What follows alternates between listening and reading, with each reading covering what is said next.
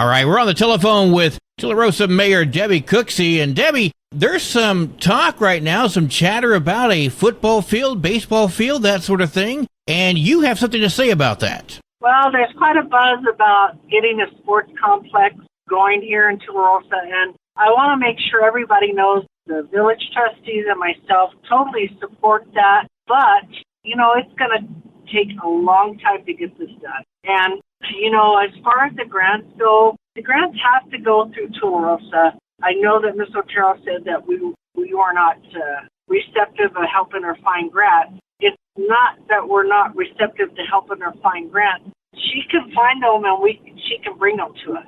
We don't have time to look through all this stuff because we have so much other things to do, like looking for grants for things that have to be done in order for the village to run. And that's our main goal right now, is making sure the village is running, which is a new sewer plant. Right now we're just getting Band-Aids to be put on it, fix it, hoping that it lasts. That's all the amount of money they're giving us.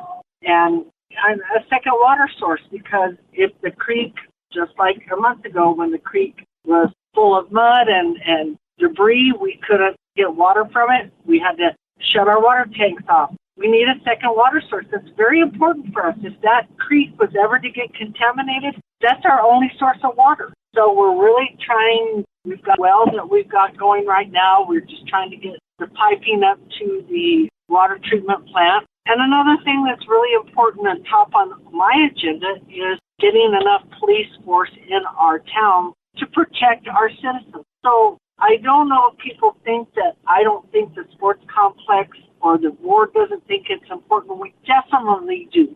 We absolutely think it's one of the most important things that we come up. But people have to realize how grants work.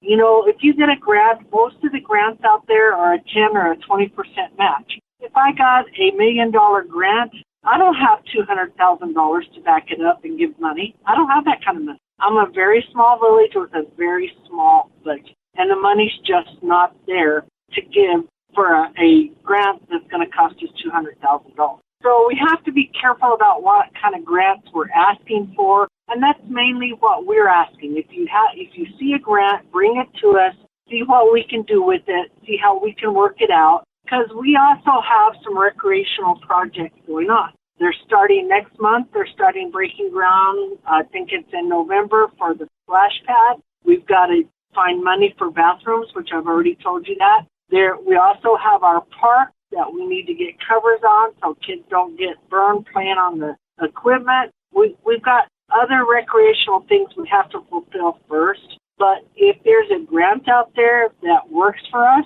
the village is right on board for it. If we're right up there. We're going to do what we can. Now, Mrs. Otero asked us, well, she actually came to the meeting and she presented her case, which was very good. And I asked her, what could she use right now as a fix?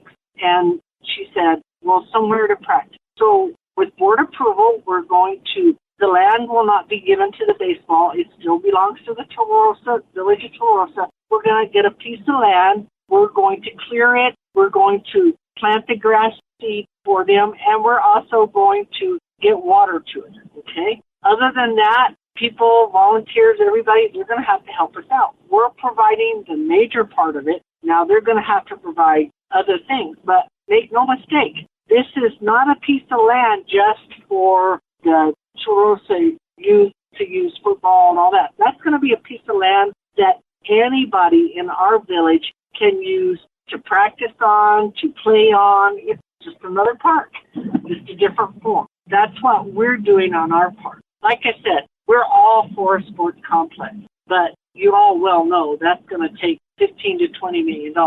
I don't know where that money's going to come from unless it's in small phases, which is usually what happens. They give us $500,000 and then we have to do with what we can on $5,000, It's just going to take a lot of time. But I want to make sure that the public knows that we definitely support it. We just can't go gung-ho and put all our money into it. I have much, much more important things that are up there, and that is taking care of our people, making sure they have drinking water, making sure they can flush their toilet, making sure they're safe when they walk outside. Those are way up there on my list.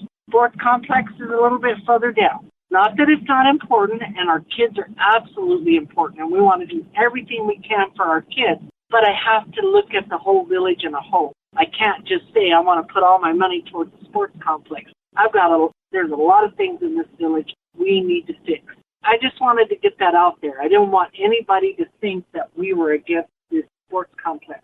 Absolutely not. None of us are. But it's going to be tricky to get the money, and hopefully Ms. Otero, if she wants to keep doing it, even if she doesn't get elected, but hopefully she does. But if she still wants to keep doing it, we'll be happy to help her, even if she's not elected. We'll help any way we can. And I just want the public to know that. All right, Mayor, I do appreciate the time that you've taken to explain all that. That way people have a full understanding as to where the village truly stands on having a sports complex. If you win the lottery, could you possibly give us the money? Oh, yeah. You know, if I win the lottery, I'll just have you go pick it up, all right? Just give it to Debbie. She'll take care of it. Okay, sounds good. All right, Deb. Well, thank you very much for your time. We'll talk to you soon. Okay, thank you, Anthony. Have a great evening.